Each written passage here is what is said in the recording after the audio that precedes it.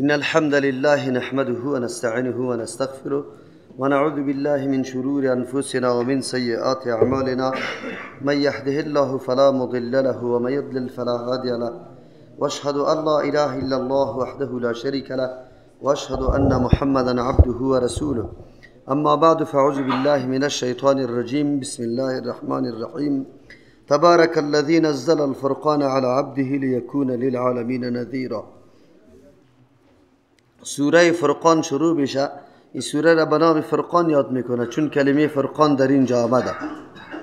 فرقان کلمه است آن چیزی که سبب تمیز یا جدایی آوردن در بین دو چیز میشه و را به نام فرقان یاد میکنه.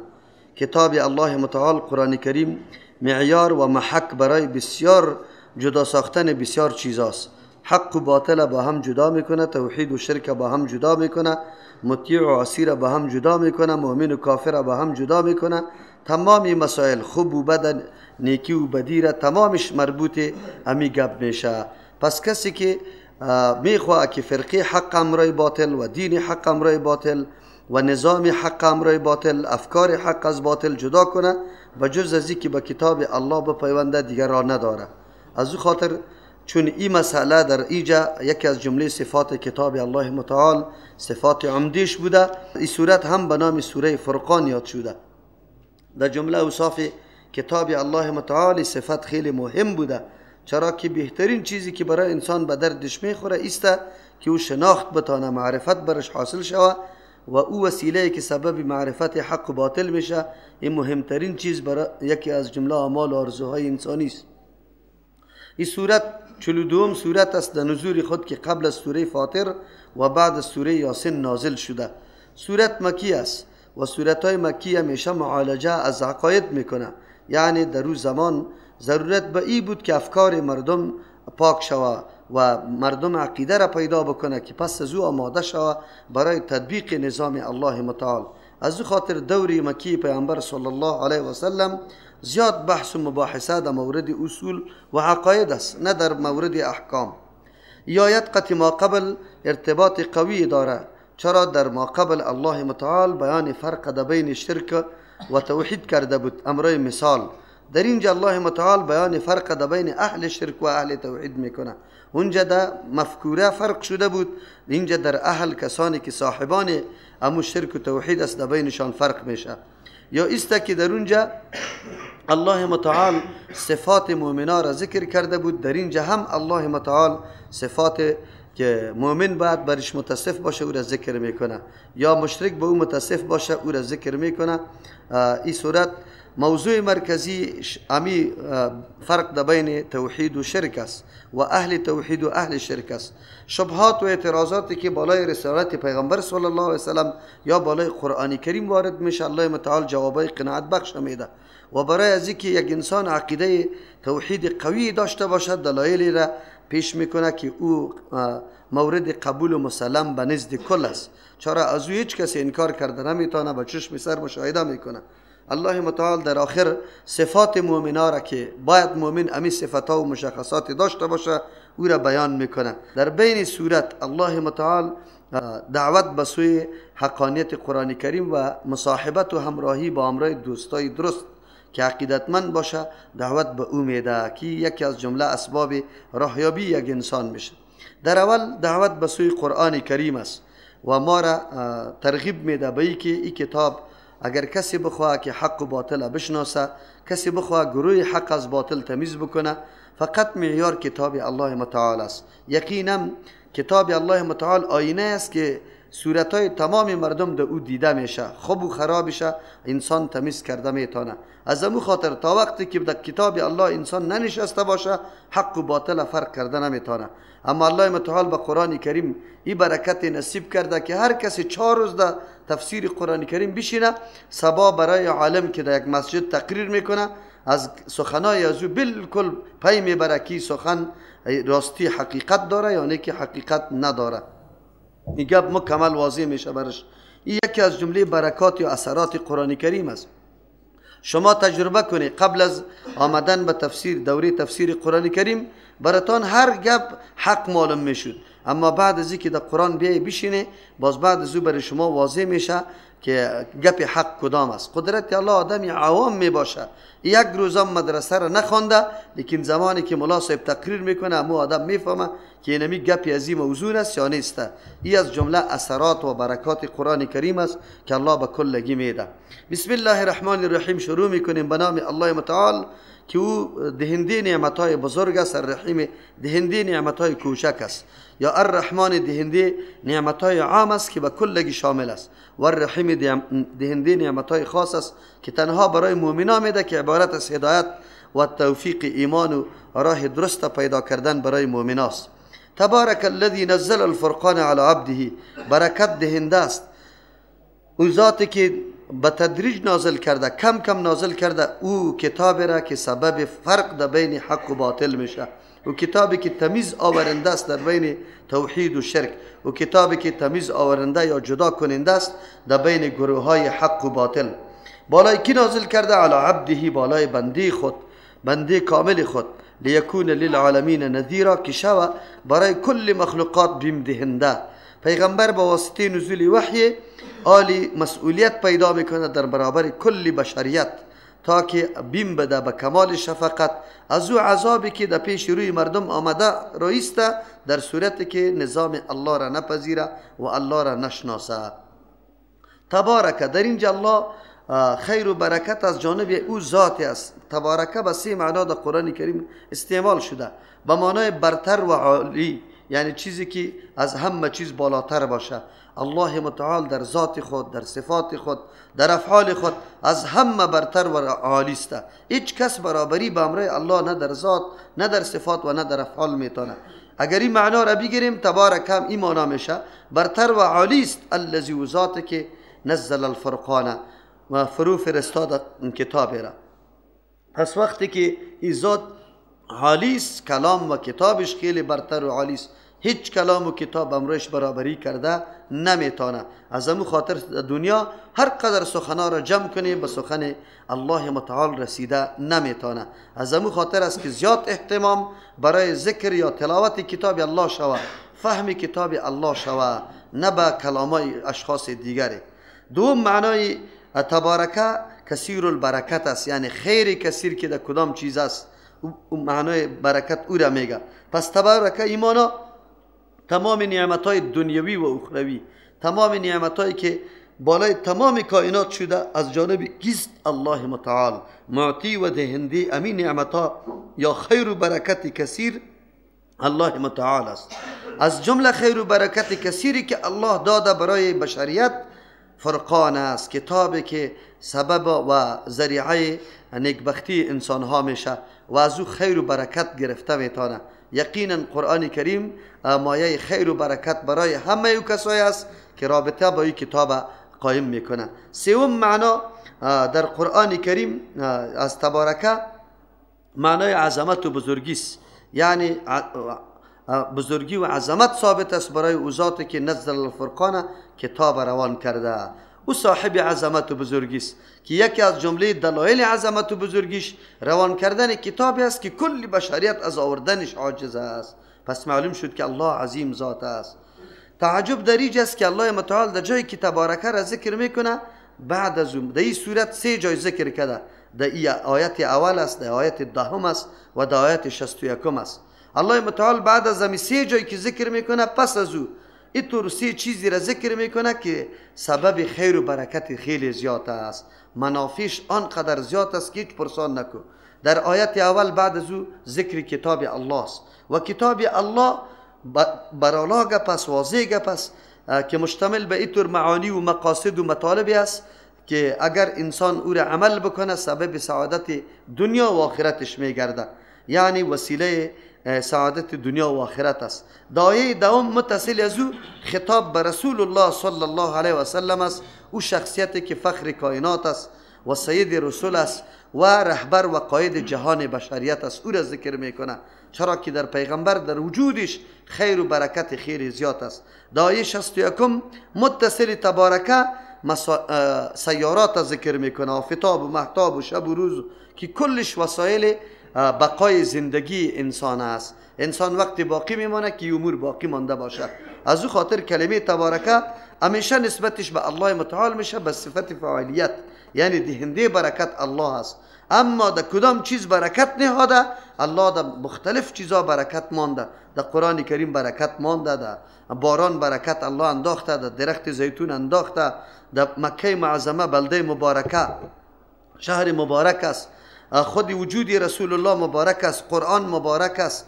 این چیزایی که در او برکت انداخته شده این متنوع می باشه. الله متعال در یک مخلوقی خود برکت زیاد انداخته، مردم از پیشش به استفاده خیلی زیاد میکنه. یک چاره کسی میکنه مخلوق الله از او چه استفاده میکنه چندین سال. ایرم مبارک گفته میتونیم به خاطر که خیری از او زیاد شده. از او خاطر خیر و برکت از جانب الله متعال است. اما خیر و برکت در کدام چیز است؟ الله متعال ایرا گفته زمانی که از کسی منافع زیاد صادر میشه معلوم میشه که الله در او برکت انداخته. این تعلق به مریدا نداره که پیری خدا مبارک میگه که دعوت به سوی شرک میده، دعوت به سوی سجده به خود میده، او را مبارک صاحب میگه. این گپ غلط است، نادرست است. از جان خود چیزی را مبارک گفتن نمیتونه. برکت او وقت است که از او خیر دین معلوم شود. تعجب دریست او علمایی که سرچشمه هدایت به میلیون ها مردم میشه، یک روز او عالم خود مبارک توصیف نکرد، اما او پیری گمراهی که مردم در شرک دعوت میده، در بدعتا مبتلا کرده، مریدایش او را مبارک میگه. برعکس است. شما میبینی علمای بجیده مثلا شیخ الاسلام ابن تیمیه رحمه الله، یقینا که الله علم از او را آنقدر خیر کثیر درش گذاشته، امروزی تو عالم نیست که محتاج به کتاب از او و به تحقیق از او نباشه.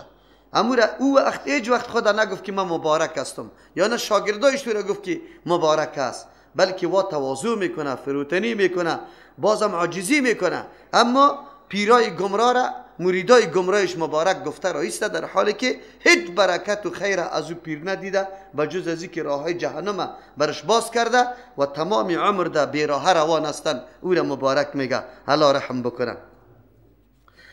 پر برکت است یا برکت دهنده است الذی ذاتی که نزل الفرقان. از جمله آثار برکت الله متعال نزول قرآن کریم است و کتابی که حق و باطل با هم جدا میکنه. مردم ما میگه والا سر ما چیست نمیفهمیم، گپی کدام مولا را بگیریم، ما کدام گپ قبول کنیم. بدبخت تو خود بدبخت کرده. اگر تو بدبخت نباشی الله برات واضح بیان کرده. گروه حق و باطل قرآن تمیز جدا میکنه. در او جای بشی به کتاب، بشی به کتاب الله که برات واضح شود که حق و باطل کدام است، گروه حق و باطل کدام است. کسی که در کتاب الله بشینه بالکل حق و باطل برش بالکل جدا میشه و شناخته میتونه. از او خاطر اگر کسی بگه که یک چیزی دیگری هم برای شناخت حق و باطل است، نه، کتاب الله برای شناخت حق و باطل آمده و مکمل کارهای خوب و خراب با هم جدا میکنه، راه جنت و دوزخ با هم جدا میکنه، سنت و بدعت جدا میکنه، شرک و توحید جدا میکنه، مطیع و عاصی را جدا میکنه، مؤمن و کافر را جدا میکنه. صفتا و اعمالی که خوب و بد است کل قرآن کریم برای ما معرفی میکنه. این را بالای کی روان کرده؟ علی عبده. دلیل شد که وقتی این کتاب پربرکت بالای شخصیتی آمده که شخصیتی از اون پربرکت است. عمر رسول الله 23 سال از نبوتش آنقدر پربرکت و پرخیر است که کسی 10,000 سال کارا را کرده نمیتونه. و در مواقع صفت پیغمبر صلی الله علیه وسلم منزلتش عبدیت برش بیان میکنه. چرا؟ کمال انسان در عاجزیش است. هر قدر که عاجزی انسان زیاد میشه و زیاد متوجه الله متعال میشه که یک لحظه از الله غافل نمیشه، اینمی صفت کمال انسان است و از این تعبیر به عبدیت میشه. رسول الله صلی الله علیه وسلم در این صفت از کل بشریت کرده مقام بالا داره. از او خاطر الله او را عبد خود مینامه، نسبتش به خود میکنه که عبدی، بالای بنده الله. کاش که اموتر صفتا دما باشه که یک لحظه ما نظر ما از الله غافل نشوه و ما خود محتاج به الله بدانیم. این صفت کمال است. الله در دما پیدا بکنه. لیکون للعالمین نذیرا. هدف نزول کتاب الله را الله خود بیان میکنه که برای کدام هدف آمده. به خاطر که شو رسول الله با واسطه نزول قرآن کریم. پیغمبر تا وقتی که وحی نامده، قرآن نامده، مردم بیم داده نمیتونه، از حالات خبر نداره، در پیش روی مردم چی گپا و چی حوادث و چی عواقبی وجود داره. کتاب الله آمد کل برنامه ها را بیان کرد برای پیغمبر. عذاب قبر است، قیامت است، این کوها، این آسمان ها، این به این نظم و نظام باقی نمیمانه. محاسبه و حساب است، جنت و دوزخ است، عذاب تمثیلایش قرآن کریم برای ما بیان کرد. تا وقتی که نامده بود پیغمبر این حالات نه آگاه بود و نه به مردم بیان کرده میتونیست. از او خاطر به واسطه کتاب الله برای کل بشریت نذیر شده. نذیر و شخصی را میگه که به کمال شفقت و دلسوزی یک کسی را از یک امر مضر نگاه میکنه، او را چیست بیم میده، خبر میده، او را نذیر میگه. از همون خاطر یکی از صفاتهای مهم انبیاء علیهم السلام است که همیشه مردم دعوت بنابر دلسوزی داده. به این چی دعوت نداده که کوفتی دل سرش بکشه، نه بسیار دلسوزی. کلمه عالمین ذکر شده، این اشاره به است که قرآن کریم کتاب جهانی است، یعنی تعلق به کدام منطقه و نژاد و قوم و زبان و لسان و مسلک و مذهب نداره. برای کل بشریت این کتاب دعوت میده. از او خاطر این کتاب جهانی است، یعنی در یک منطقه خاص نیست. تاسف در اینجاست که در این روزا بسیار حرکت های گمراهکن شروع شده. بعضی مردم ها به خاطر از اینکه از دین گریز بکنه، حجاب میگه این فرهنگ عرباست، فرهنگ عربا را ملاها میگیره سر ما، نعوذ بالله تطبیق میکنه. امی قسم حدود میگه ای فقط مربوط امو قومی خشن و قسی القلب بود، به دیگه قومات تعلق نداره. این حرکت ها فعلا خیلی زیاد شده. همیشه چی میکنه؟ این تبلیغات فعلا برای انداخته که عربستان میخواد استثمار کنه مردم در فرهنگ خود به دین خود. این بسیار خطرناک تبلیغات است. هر کس کی تبلیغات میکنه نعوذ بالله شک در کفرش نیست، چرا که قرآن دعوت به سوی عربیت نکرده، به سوی اسلامیت کرده. رسول الله صلی الله علیه و سلم تنها پیغمبر عرب نیست. هر کس که میگه که قرآن تنها برای عرب است کافر مطلق است، به خاطر که آیت صریح قرآن کریم است لیکون للعالمین نذیرا. پیغمبر برای کل بشریت آمده، کتابش هم برای کل بشریت است. از همین کلمه عالمین مفسرین دلیل میگیره بالای خاتمیت رسول الله صلی الله علیه وسلم که پیغمبر خاتم الرسول است. چرا؟ وقتی که نبوت ازی کتاب ازی برای کل عالم شد، معلوم شد کتاب دیگری نیست و این عالم عام است، مطلق گفته تا روز قیامت. از این معلوم میشه که شریعت دیگری قطعا آمدنی نیست. پس آخری پیغمبر و آخری رهبر و قائد بشریت رسول الله صلی الله علیه وسلم است. اگرچه دیگه آیات های صریح وجود داره، یعنی در ضمن از این آیت این گپم ثابت میشه. الذی له ملک السماوات والارض، او ذاتی که پیغمبر آمده مردم بیم میده. اول چیزی که بیم میده از شرک برشان بیم میده که شرک سبب بدبختی انسانیت است، بشریت است. چرا؟ شرک ایره میگه که از نظام الله انکار کنی یا با نظام الله کسی را برابر بکنی و این خود به خود بدبختی را میاره. الله هر پیغمبر که روان کرده اول دعوت به سوی یکتاپرستی الله داده. از او خاطر در اینجا کل آیاتای ذکر بشه که در او دلایل یکتاپرستی الله متعال است. هر پیغمبر مکلف به این بود که اولین چیزی را که بیم میده قوم خدا توحید باشه. از او خاطر الله در اینجا بیان توحید خدا میکنه. الذی ذاتی که له خاص برای الله ملک السماوات، اختیارات، پادشاهی و حاکمیت آسمان ها و الارض، از زمین است. کل حاکمیت در پیش الله متعال است. ولم یتخذ ولدا، کل حاکمیت به است خوشایت برای خود یک نازدانه را گرفته. ولم یتخذ ولدا، نگرفته الله برای خود ولد. ولد کسی میگیره که آینده کاری خدا سرش چی پیش ببره. الله متعال به این چیزا قطعا ضرورت نداره. ولم یکن له شریک فی الملک، هیچ کسی شریک در ملک هم امر الله نیست. در تدبیر امور و در حاکمیت و در اینکه قبضه و تسلط الله متعال بالای کل کائنات است، کسی هم امر الله شریک نیست. و خلق کل شیء، چه قسم شریک شود کسی امر الله؟ چرا؟ و خلق کل شیء، پیدا کرده تمام چیزها را، ملک یا غیر ملک، انسان، پیغمبرا، کلش مخلوق است و مخلوق برابری به امر خالق شدن نمیتونه، برابر شدن نمیتونه. تمام چیزا خالقش است. یکی فقدره تقدیرا، فقدره دو معنا میکنیم، آماده ساخته تمام چیزها را برای امو خصوصیات برای امو قابلیت ها که مناسب شانش است. الله متعال به هر چیز آماده برای امو کار و وظیفه ساخته که لایقش است. اگر آفتاب میبینی لایق امو وظیفه ساخته که طلوع کنه، غروب کنه، روشنی بده. آب، هوا، ابر، آسمان، زمین، کوها، حیوانات، انسان ها، هر کس الله امو خصوصیاتش برش به خصوصیات آماده کرده که مناسب شانشان است. از او خاطر اینجا فقط در چیست تقدیر فیصله نکرده، چرا که تقدیر پیش است از خلق کرده، خلق بعد از تقدیر است. از او خاطر او معنای ازلی را نداره که در ازل فیصله کرده. اینجا قدره به معنای مهیا کرده، آماده کرده برای امو خصوصیت ها، امو قابلیت ها که مناسب شان هر مخلوق است، هر کائنات است. دوم معنا فقدره تقدیرا، اندازه گیری کرده و منظم ساخته کائنات، تقدیر را به اندازه گیری کردن. الله اینطور یک نظم خاصی را در کائنات برقرار ساخته که هر چیز دمو حد و اندازه خود حرکت میکنه، وظیفه اجرا میکنه، هیچگاه نافرمانی الله متعال نمیکنه. در کائنات این نظم منظمه کی آورده؟ الله متعال آورده. اینجا تقدیر او معنا را داره. خود به خود انسان میکشانه به این که وقتی این نظام مسئله اتفاق و تصادف نیست، بلکه هر ذره که در کائنات میبینی زیر اراده و فرمان الله متعال است و مطابق امو حکم و فیصله الهی در حرکت و در اجرای وظیفه است. از او خاطر هیچ کسی در این صفت امرای الله متعال شریک نیست. تصرفات کدام گوشه را الله متعال به کسی واگذار نکرده که متصرف این منطقه فلان خان باشه، با باران و روزی و رزق و امن و امان و بدمنی تعلق به فلان پیر یا فلان متصرف داشته باشه. اقطاب و اغواسی که مردم لقب داده رایسته در دین وجود نداره. کل به اراده الله متعال، به نظم الله متعال کائنات در حرکت است، وظیفه خود انجام میده. پس کسی که در جهان به قطب و غوث و به اوتاد این عقیده را داره، این عقیده خلاف عقیده کتاب الله متعال است. قرآن رد میکنه یک قاعده. اینطور نیست که کسی غوث باشه، کسی متصرف و کسی چیسته سلطه یک منطقه برای کسی واگذار یا سپرده شده باشه.